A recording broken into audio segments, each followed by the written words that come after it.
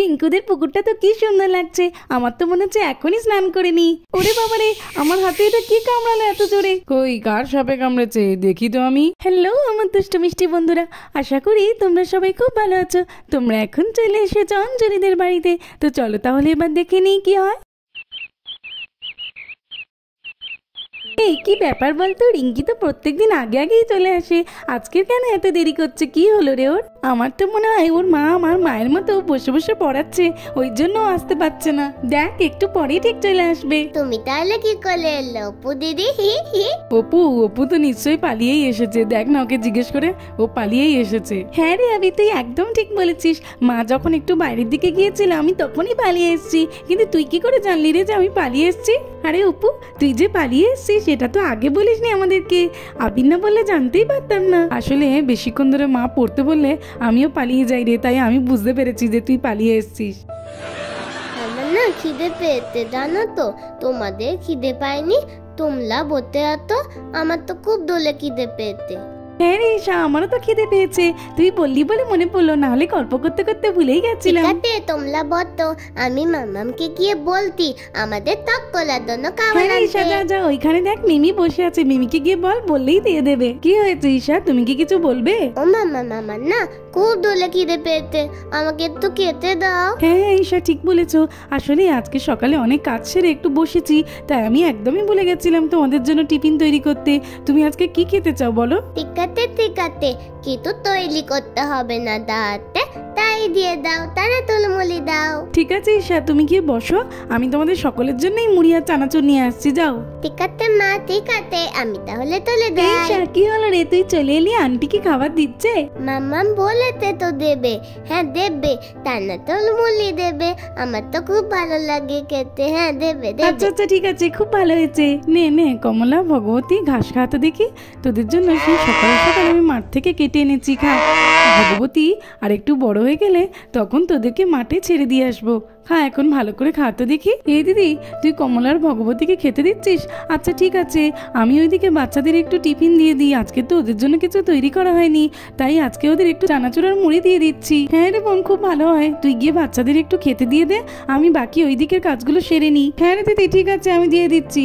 আজকে তো অনেক বেলা হয়ে গেছে, ওদিকে কাজ করতে করতে আমি ভুলেই গেছিলাম বাচ্চাদের খুবই খিদে পেয়েছে। চলো তাড়াতাড়ি করে গিয়ে চানাচুর মুড়িটা দিয়ে দিই। এই নাও বাচ্চারা, তোমাদের জন্য এই একটা বাটিতে করেই এনে দিয়েছি, সকলে মিলে খেয়ে নাও তো চটপট। ঠিক আছে মাম্মাম, আমরা খেয়ে নিচ্ছি। যাই, এবার আমি ওইদিকে গিয়ে দিদিকে একটু সাহায্য করে দিই। আমি তো বাদাম খেতে খুব ভালোবাসি, বাদাম খাবো, চিপস খাবো, টপ খাবো, নাম নাম নাম নাম নাম নাম। এই ঈশা সব খেয়ে নিচ্ছে রে, চল চল আমরাও খাই, নইলে আর কিছুই থাকবে না। চানাচুরটা তো খুবই ভালো খেতে। দূর বাবা, ভালো লাগে না, মা তো পড়িয়ে পড়িয়ে কত বেলা করে দিল, কখন থেকে বলছে ছেড়ে দিতে, ছাড়ছেই না।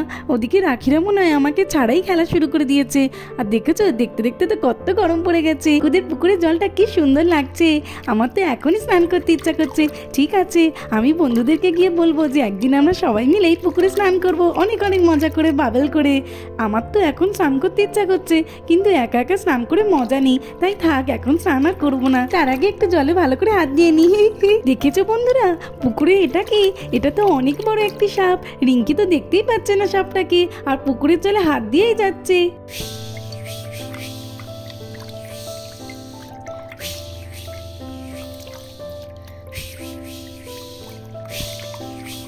কি একটা যেন কামড়ানো হাতে, দেখেছো? সাপটা তো অপুর হাতে কামড়ে দিয়ে পালিয়ে গেল। আমার হাতে কি জোরে একটা কিছু কামড়ালো। চলো দেখি পুকুরে, না এখানে তো কিছুই নেই, জল তো একদম পরিষ্কার। আচ্ছা ঠিক আছে, মাকে পরে বলবো, আজকে তো অনেক দেরি হয়ে গেছে, যাই যাই রাখিদের বাড়িতে যাই, নইলে তো খেলা শেষই হয়ে যাবে, তাড়াতাড়ি করে আমি যাই। এই তোরা না খুবই দুষ্টু, বাবারি আমার জন্য একটু অপেক্ষা করতে পারলি না? তোরা একা একাই খাওয়া শুরু করে দিয়েছিস। এই রিঙ্কি, আমরা তো তোর জন্যই অপেক্ষা করছিলাম, কিন্তু তারপরে ভাবলাম যে তোর মা পড়াচ্ছে আর তুই বোধহয় আজকে আসতেই পারবি না, আর খিদে পেয়েছিল বলে ঈশা গিয়ে আন্টিকে বলে আন্টি একটু খেতে দিয়েছে, আমরা তো একটু খাচ্ছি, এখনো কিছু খেলিনি রে। এই রিঙ্কি, তুই এখন এসে গেছিস, খুব ভালো হয়েছে, তাড়াতাড়ি করে খেয়ে নে রে, তারপরে আমরা সকলে মিলে মাঠে খেলতে যাবো।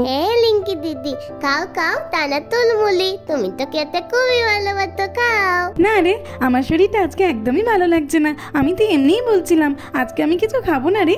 এই রিঙ্কি, খাবি না কেন বলছিস রে? অন্যদিন তো তুই চানাচুর মুড়ি খাওয়ার জন্য বায়না করিস, তোর কি হয়েছে রে? আমিও জানি না রে যে আমার শরীরটা একটু খারাপ কেন লাগছে? আসলে ঘর থেকে যখন বেরিয়েছিলাম তখন তো ঠিকই ছিলাম, ওই জন্য তো তোদের সঙ্গে খেলতে আসছিলাম, কিন্তু রাস্তায় যে কি হলো কিছুই বুঝতে পারছি না। তোরা খেয়ে নে না, তারপরে খেলতে যাব। তারপরে বাচ্চারা সবাই খেয়ে নিল। এই আমার শরীরটা না খারাপ লাগছে, একদমই ভালো লাগছে না, আমি না একটু বাড়িতে চলে গেলাম। এই রিঙ্কি, তোর শরীর যখন এত খারাপ লাগছে তখন তুই একা একা কিভাবে বাড়িতে যাবি? দাঁড়া দাঁড়া, আন্টিদেরকে আগে ডাকি তারপরে যাবি। না রে, আমি পারবো। আর শোন না, আজকের না আমি খেলবো না। না রে রিঙ্কি, তুই হয়তো যেতে পারবি, কিন্তু যদি তোর রাস্তায় যেতে যেতে শরীরটা আরো খারাপ করে, দাঁড়া দাঁড়া, মাকে বলছি, মা তোকে দিয়ে আসবে। এই আমার শরীরটা না আরো খারাপ লাগছে, আমি আর একদমই পারছি না, আমার খুবই ঘুম পাচ্ছে। ও লিঙ্কি দিদি, তুমি আমারও পড়লে তুইও পড়লে কেন গো? আমার তো লাগতে পায়। ও তো এই রিঙ্কি, তুই শুয়ে কেন পড়লি রে? কি হয়েছে? তোর শরীর কি আরো খারাপ লাগছে? আরে ওটা ওর হাতে কিসের চিহ্ন? এ অপু, দেখ না রে একটু তুই। কই দেখি দেখি, এই রিঙ্কি একটু হাতটা সরাতো দেখি। আরে এ কি, রিঙ্কির হাতে তো কেমন লাল লাল দুটো দাগ আর গভীর চিহ্ন। এ বাবা, আমার মা তো বলে যে সাপে কামড়ালেই এমন চিহ্ন হয়। রিঙ্কির কি তাহলে সাপে কামড়েছে রে? হ্যাঁ রে অপু, আমিও তো তাই জানি যে এরকম চিহ্ন সাপে কামড়ালেই হয়। দাঁড়া দাঁড়া, আমি মাকে ডেকে আনি, মা ভালো বলতে পারবে। মা, ও মা। আবিল দাদা, অপু দিদি, তোমরা বলতে এত দেখতে পারতো না? লিঙ্কির দিদি আমার ওপর তুই হাতে, আমার তো খুব কষ্ট হচ্ছে। তোলো তোলো। হ্যাঁ রে, সে এখনই তুলে নিচ্ছি।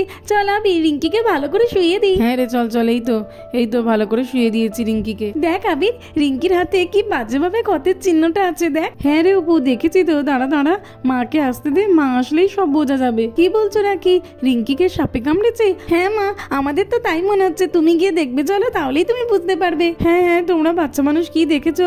চলো চলো, তাড়াতাড়ি করে গিয়ে দেখি। ও মামা, রিঙ্কি না বলছিল যে ও বাড়ি থেকে বেরিয়ে রাস্তায় আসার সময় ওর শরীরটা খুব খারাপ লাগছিল। আমার মনে হয় রাস্তাতেই ওর কিছু একটা হয়েছে। হ্যাঁ হ্যাঁ রাখি, ঠিক আছে, কিন্তু আগে আমাকে দেখতে দাও, তারপরে তো বুঝতে পারবো। দেখি তো। আরে আরে কি, রিঙ্কির হাতে তো দুটো বড় বড় গভীর ক্ষতের চিহ্ন। হ্যাঁ, রিঙ্কিকে তো সাপেই কামড়েছে। কি যে করি, আর রিঙ্কি তো এখন অজ্ঞান হয়ে আছে, তাড়াতাড়ি কিছু একটা করতে হবে। এই বোন, বোন কই গেলি রে? এই গুণ যা, শোন তাড়াতাড়ি। দেখেছো, বাড়িতে তো রাখির বাবা সার্থক ভাই কেউ নেই, কি যে করি। এই গুণ যা, শোন না, তাড়াতাড়ি তাড়াতাড়ি করে আয়। আরে দিদির কি হলো? এত জোরে জোরে কেন ডাকছি? গিয়ে দেখি কি হলো। এই দিদি, যাচ্ছি যাচ্ছি, দাঁড়া। কি হয়েছে রে দিদি, তুই এত জোরে জোরে ডাকছিলিস কেন? দেখ না রে বোন, রিঙ্কিকে না সাপে কামড়েছে। কি বলছিস রে দিদি, এটা কিভাবে হলো? কই দেখি দেখি। হ্যাঁ তাই তো, রিঙ্কিকে তো সাপেই কামড়েছে। এখন আমি কি করি বলতো বোন? রাখির বাবা সার্থক ভাই বাড়িতে তো কেউ নেই, আমরা কি করব এখন তাহলে? এই দিদি, এত চিন্তা করিস না তো, দাঁড়া দাঁড়া, আমি এখনই গিয়ে জামাইবাবুকে ফোন করছি। চলো, আমার তো আজকে খুব মজা হচ্ছে, শপিং মলে গিয়ে অনেক শপিং করব। অপুর বাবা তো অনেক টাকা দিয়েছে আজকে আমাকে। কিন্তু কি ব্যাপার, অঞ্জলিদের বাড়ির দিক থেকে এত চেঁচামেচির আওয়াজ কেন আসছে? কি হলো রে বাবা? ঠিক আছে, চলো যাই, গিয়ে দেখেই আসি কি হয়েছে, তারপরে না আমি শপিং করতে যাব। আরে অঞ্জলি, তোমাদের বাড়িতে কি হয়েছে? এত চেঁচামেচি হচ্ছে কেন? আর রিঙ্কি বা এইভাবে শুয়ে আছে কেন? কি হয়েছে? অনন্যাদি, জানো তো রিঙ্কিকে না সাপে কামড়েছে। কি বলছো গো? রিঙ্কি না আমাদের বাড়িতে খেলতে এসেছিল, আর তারপরে অজ্ঞান হয়ে গেছে, আর আমরা সকলে দেখি যে ওর হাতে এইভাবে গভীর ক্ষতের চিহ্ন। দেখো না, ওকে সাপেই কামড়েছে।